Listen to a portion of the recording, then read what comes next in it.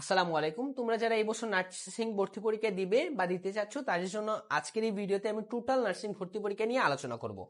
তো নার্সিং এ কোর্স আছে হচ্ছে গিয়ে তিনটা। একটা হচ্ছে বিএসসি ইন নার্সিং, আরেকটা হচ্ছে diploma in nursing science and midwifery, আরেকটা হচ্ছে মিডওয়াইফারি, ডিপ্লোমা ইন মিডওয়াইফারি। তো বিএসসি ইন নার্সিং কোর্সটা হচ্ছে একটা ব্যাচেলার কোর্স। এখানে হচ্ছে এটা 4 বছরের হচ্ছে কোর্স। 4 বছরের না, 4 বছরের হচ্ছে এখানে পড়াশোনা, 4 বছরের ব্যাচেলার, তারপরে আবার 1 বছরের ইন্টার্নশিপ আছে। তো টোটাল হচ্ছে গিয়ে 5 বছরের একটা কোর্স। আর এখানে আবেদন ফি নিচ্ছে 700 টাকা করে। আর ডিপ্লোমা হচ্ছে 3 বছরের একটা course, diploma in nursing science, এবং এখানে 6 মাসের একটা ইন্টার্নশিপ আছে। তারপরে এখানে আবেদন ফি নিচ্ছে 500 টাকা করে। তারপরে আসি মিডওয়াইফারিতে। মিডওয়াইফারি হচ্ছে ডিপ্লোমা ইন নার্সিং সায়েন্সের মতো 3 বছর মেয়াদী একটা কোর্স, এবং এখানেও 6 মাসের ইন্টার্নশিপ আছে। এখানে কোর্স ফিও 500 টাকা নিচ্ছে আবেদন ফি। ওকে, তারপরে আমরা আসি এখন আবেদনের যোগ্যতা নিয়ে। তোমরা যারা ব্যাচেলার বিএসসি তে আবেদন করবা, ব্যাচেলার অফ নার্সিং সায়েন্স এর মিডওয়াইফারি, তাদেরকে অবশ্যই সায়েন্সের হতে হবে। এখানে শুধুমাত্র সায়েন্সের স্টুডেন্টরা আবেদন করতে পারবে। এবং ডিপ্লোমাতে হচ্ছে গিয়ে সায়েন্স আর্টস কমার্স সবাই আবেদন করতে পারবে। ডিপ্লোমা ইন নার্সিং সায়েন্সের মিডওয়াইফারিতে এবং শুধুমাত্র ডিপ্লোমা ইন মিডওয়াইফারিতে সায়েন্স আর্টস কমার্স সব বিভাগের স্টুডেন্টরা আবেদন করতে পারবে। তারপরে আসি, তোমরা অনেকেই প্রশ্ন করছো যে নার্সিং এ কি ছেলেরা ভর্তি পরীক্ষা দিতে পারবে কিনা। ব্যাচেলার এবং ডিপ্লোমা এই দুইটা সেকশনে, ব্যাচেলার প্লাস ডিপ্লোমা এই দুইটা সেকশনেই ছেলেরা ভর্তি পরীক্ষা দিতে পারবে, কিন্তু মিডওয়াইফারিতে শুধুমাত্র মেয়েরা ভর্তি পরীক্ষা দেওয়ার সুযোগ পাবে। তারপরে আসি আমরা আবেদনের যোগ্যতা নিয়ে। আবেদনের যোগ্যতা বিএসসি দের ক্ষেত্রে, বিএসসি দের এসএসসি ব্যাচ হতে হবে 2020 অথবা 2021, অর্থাৎ তুমি এসএসসি পাস করছো 2020 সালে অথবা 2021 সালে। আবার এইচএসসি এর ক্ষেত্রে 2022 সালে যারা এইচএসসি পাস করছে, অর্থাৎ বর্তমানে যারা সেকেন্ড টাইমার, এবং একবারে নিউ যে এইচএসসি যারা পাস করছে 2023 ব্যাচ, তারা এখানে ভর্তি পরীক্ষা দিতে পারবে। এবং তাদের এসএসসি তে জিপিএ থাকতে হবে 3 পয়েন্ট, এবং এইচএসসি তে জিপিএ থাকতে হবে মিনিমাম জিপিএ 3 পয়েন্ট। অর্থাৎ এসএসসির জিপিএ 3 পয়েন্ট থাকতে হবে, এইচএসসি তে 3 পয়েন্ট থাকতে হবে। এবং আরেকটা শর্ত হচ্ছে এই দুইটা সিজিপিএ মিলে আবার তাদেরকে টোটাল 7 পাইতে হবে। টোটাল সিজিপিএ আবার 7 হইতে হবে। মানে ধরো তুমি মিনিমাম এসএসসি তে 3 পয়েন্ট পাইছো, তুমি ভর্তি পরীক্ষা দিতে পারবে। এইচএসসি তে 3 পয়েন্ট পাইছো, তুমি ভর্তি পরীক্ষা দিতে পারছো। কিন্তু দুইটা মিলে যদি তোমার 6 আসে, তুমি আবার ভর্তি পরীক্ষা দিতে পারবা না। অর্থাৎ দুইটা মিলে আবার তোমার 7 পয়েন্ট হইতে হবে। তারপরে আসি ডিপ্লোমার ক্ষেত্রে।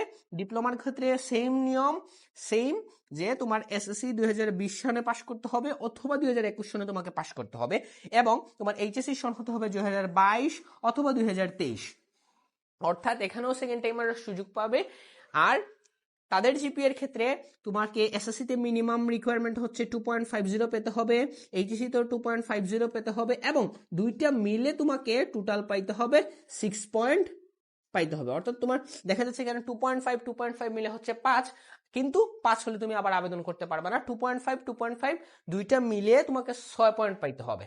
যাদের টোটাল 6 পয়েন্ট থাকবে তারা অ্যাপ্লাই করতে পারবে। মিডওয়াইফারির ক্ষেত্রে same to same as diploma, যে তোমার এসএসসি 2020 অথবা 21 সেশনে তুমি পাস করতে হবে, এবং এইচএসসি থাকতে হবে 2022 ব্যাচ অথবা 23 ব্যাচ। অর্থাৎ এখানেও সেকেন্ড টাইমাররা সুযোগ পাবে। তারপরে আসি তোমাদের মার্ক ডিস্ট্রিবিউশন নিয়ে এবং ভর্তি পরীক্ষা নিয়ে। তোমাদের ভর্তি পরীক্ষা হয় টোটাল 100 মার্কের, এটা হোক বিএসসি, হোক ডিপ্লোমা, হোক মিডওয়াইফারি, সবার ক্ষেত্রে 100 মার্কের ভর্তি পরীক্ষা হয়, এবং জিপিএ এর মার্ক রাখা হয় 50। তো আমি জিপিএ এর মার্কটা আগে তোমাদের বলি, তারপরে তোমাদের ভর্তি পরীক্ষার মার্ক নিয়ে কথা বলবো। ধরো তুমি বিএসসি তে পরীক্ষা দেওয়া, বিএসসি ইন নার্সিং এ, তো তোমার বিএসসি ইন নার্সিং এর ক্ষেত্রে ধরো তুমি তোমার জিপিএ কাউন্ট করা হয় এসএসসির জিপিএ কে।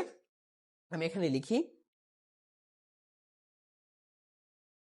ধরো তোমার এসএসসির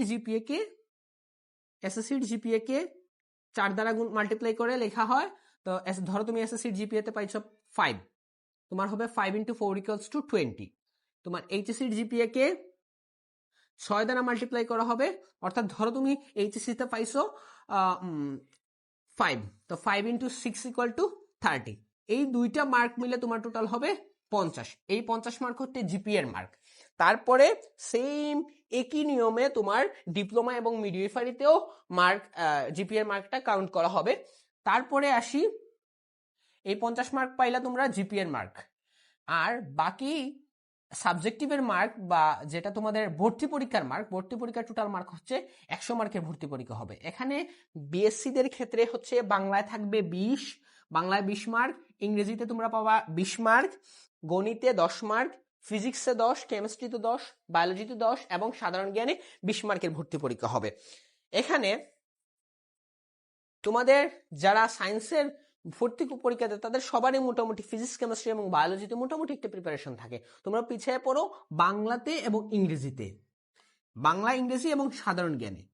এই তিনটা হচ্ছে তোমাদের জন্য খুবই মানে একটু জোর দিয়ে পড়তে হয় আর কি। যাই হোক, এই হচ্ছে তোমাদের টোটাল মার্ক ডিস্ট্রিবিউশন, অর্থাৎ বিজ্ঞান থেকে আসে 30 মার্ক, যেখানে ফিজিক্সে 10, কেমিস্ট্রিতে 10, বায়োলজিতে 10, এই হচ্ছে তোমাদের 30 মার্ক। আর সাধারণ জ্ঞানে 20, গণিতে 10, ইংরেজি 20, বাংলা 20, টোটাল হচ্ছে 100 মার্ক। আর তোমাদের সাথে যোগ হবে এই জিপিএর মার্কিংটা, এই টোটাল 150 মার্কের তোমাদের মার্কিং করা হবে 150 মার্কের মধ্যে। এখন আমরা চলে আসি ডিপ্লোমা এবং ডিপ্লোমা ইন নার্সিং সায়েন্স এবং ডিপ্লোমা ইন মিডওয়াইফারি নিয়ে। ডিপ্লোমার মার্ক ডিস্ট্রিবিউশনটা প্রায় সেম, শুধু একটু পরিবর্তন। এখানে দেখো, বাংলাতে 20 মার্ক থাকবে, ইংরেজিতে 20 মার্ক থাকবে, গণিতে 10 মার্ক থাকবে এবং সাধারণ জ্ঞানে হচ্ছে 25 মার্ক। এই টোটাল সাধারণ বিজ্ঞানে 25, সাধারণ জ্ঞানে 25, এই টোটাল 100 মার্কের হচ্ছে ভর্তি পরীক্ষা এবং তোমাদের 50 মার্ক হচ্ছে জিপিএর এড হয়ে টোটাল 150 মার্কের মধ্যে মার্কিং করা হবে। এখন তোমরা এতগুলা সাবজেক্ট থেকে তোমরা ভয় পাওয়ার কোনো কারণ নেই।